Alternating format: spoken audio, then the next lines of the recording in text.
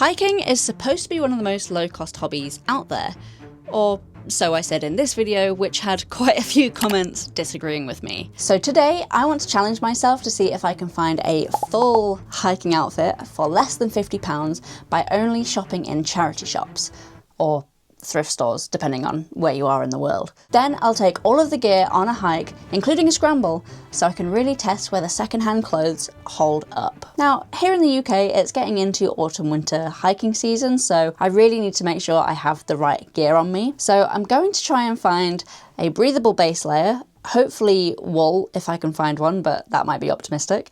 A thin mid layer like a thin fleece. A thicker insulated layer like a synthetic jacket or hopefully a down jacket. Again, might be optimistic. Some water repellent trousers, and if I can't find any of those, just any walking trousers will do.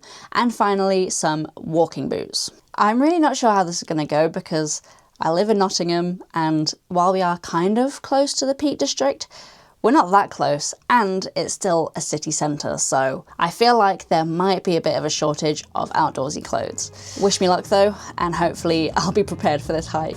Let's get straight into it. So, as you can see, I beelined for this particular shop because I've seen they've had a pretty good selection of menswear in the past, and I find that menswear sections are usually where you'll see the most active wear. I so recommend ignoring gender labels because I found some of my favourite items of clothing in the men's section, and let's be real, as long as you like it and it fits you well, what's the problem? Quick thing to mention is to always check the fabric. I found quite a few sportswear items that were actually mainly cotton, which is really surprising because cotton takes so long to dry. I'm always moaning about cotton on this channel, but it truly is just not ideal for hiking. Unfortunately, I didn't find anything in this one. There were some items that would have worked, but this store in particular has been hit with what I call the streetwear curse, which is where secondhand shops pivot away from just being secondhand charity shops and start leaning into the whole secondhand, vintage, retro, trendy vibe so that they can charge 10 times more. I kind of get it because they're usually slightly more curated, I guess, but that's not what we're looking for with this video. I don't care about being trendy, I want to find functional, low-cost gear. So, on to the next one. This is when I started to realise that this challenge might be more difficult than anticipated. There was absolutely nothing in this one, and I really needed a morale boost, so I quickly beelined to the biggest charity shop that I knew about. And things started to look up. I found a couple of cool items like these trousers with zips all down the side, but unfortunately they were too small. But I did start to see some promising items. Not much luck on the shoe front here, but I did find these Berghaus Approach shoes, which were kind of crazy looking, but unfortunately did not fit. And I found these Gellert boots as well, which also looked really promising, but alas, too small for me. Now, this was really fun for me because I very rarely shop for clothes in person now. It's usually all on Vinted online, so I felt like I had the rare opportunity of actually trying things on and seeing how they fit and how the fabric felt, which is so difficult to gauge online. So at one point I had an arm full of clothes to try on because I just thought, why not give them a chance and have a look? I would highly recommend taking the opportunity to try things on if you have it, because some of the things I wasn't bothered about on the hanger felt really good on, and vice versa. I was definitely saved from buyer's remorse more than once today.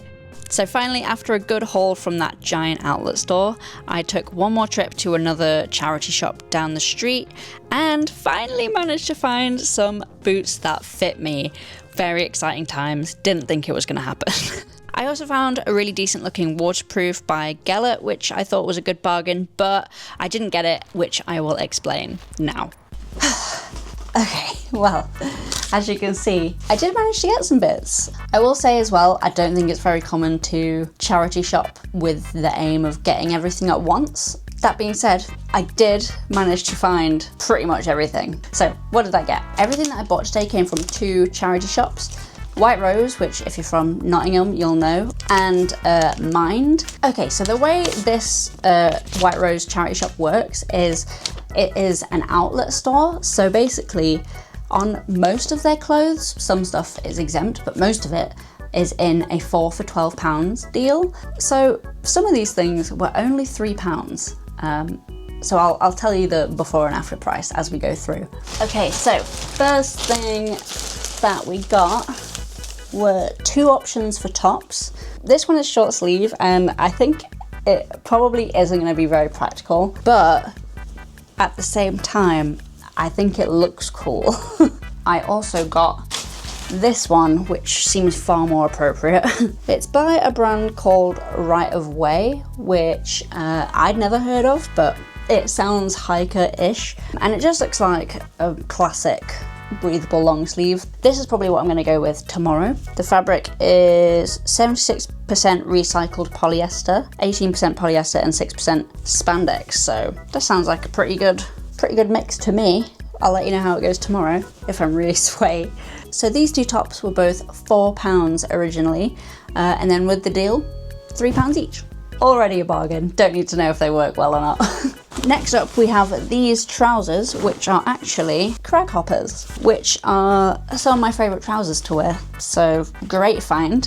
I think these ones are designed for summer use, but they are still pretty thick, and I'm not too worried about rain, so we'll go with that. And if I need to, I've got over trousers that I can bring. I'm just going to take the waist in a little bit by sewing in some darts at the back and maybe at the front if I can. I want to avoid this elastic bit. And then I'll just take up the hem at the bottom as well, just so I'm not tripping over them. So these trousers ended up being £6, but if you didn't know, crag hoppers usually retail for about 55, I think, maybe 50. So great deal already. And then with the outlet deal on top, they were only £3. What a bargain. Okay, next up is the thin fleece I wanted. So I got this one, which was originally from Quechua, so Decathlon. And look how old the logo is. I don't know how long ago Decathlon made this, or Quechua made this, but I don't recognize this font, so I do always enjoy when fleeces have these little chest pockets, and this one is 100% polyester, and it just seems like a nice fleece, really. This fleece ended up being £6, but with the deal again, it is £3. So the last thing from White Rose was something that wasn't included in the deal, but I can kind of understand why, and it is this insulated jacket, which, by the way, is in fact down. 90% down, 10% feather. Crazy. Guess how much this was? You won't guess, so I'll tell you. It was £8. £8 for actual down. I can't believe it. And it's got nice fleece on the arms, so not going to get too hot. I think this will genuinely be really helpful for me because I tend to overheat, so I think this will be a happy medium. We'll see. I have high hopes. Bloody love charity shops. Last thing we needed was a pair of boots, so I got this pair by Peter Storm. This was pretty much the only pair I found that fit me, so that was really lucky. Yeah, these look in really good nick. The tread hasn't massively faded away or anything, and I tried them on and they were really comfy, so excited to try those. I have changed the laces on this one because I'm not really a pink person. I'm going to swap these over to black too, but I wanted to show you what they originally looked like. I've also sprayed this one with some footwear waterproofing spray from Knitwax, so we'll see. I didn't want to do this one because I thought it would be cool to see how weatherproof these are. It does say storm shield, so that implies waterproofing, but if not, this one is done and I'll just have one I'll just have one uncomfortable foot. We'll see how they go. Those were £8, so altogether that ended up being £28. Way under the £50 budget that I set myself. I would like to say, obviously, I'm missing a waterproof, but I did find this black Gellet waterproof in the same shop I found the boots in for, I think it was £14, so it still would have been well below budget anyway. The reason I didn't pick it up was I already have like 3 waterproof jackets, maybe even more.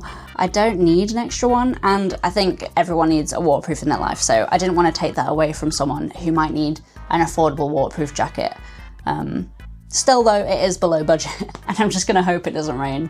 I will still take a waterproof just to be safe, but hopefully I won't need it and it'll just be the outfit keeping me comfortable. But I think it's time to test it all out. So I'm going to tailor those trousers and then get an early night so I can wake up bright and early and take these for a test drive.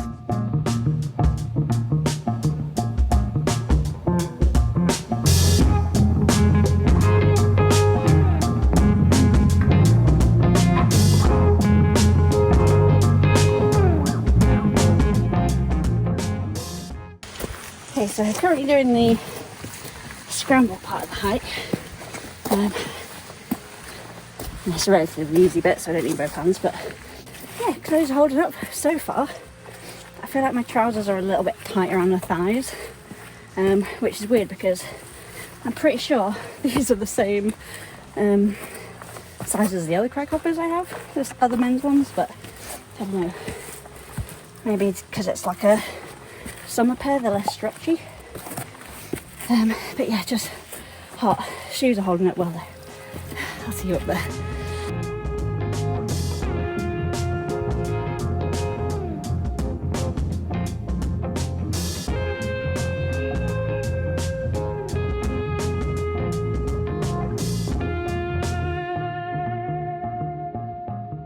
Layers were really essential during this hike because most of the elevation is done after that first steep incline, and the rest of the hike is a steady walk across a plateau before you begin to descend. This means that while you're already beginning to cool down from that gradient easing up, you're also higher up and exposed to more wind, causing you to cool down even quicker.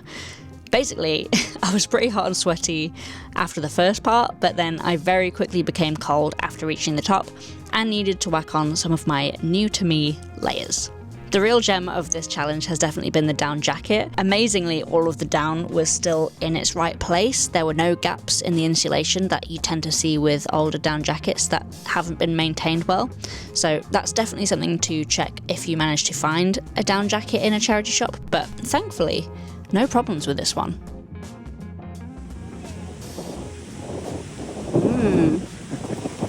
It's tasty.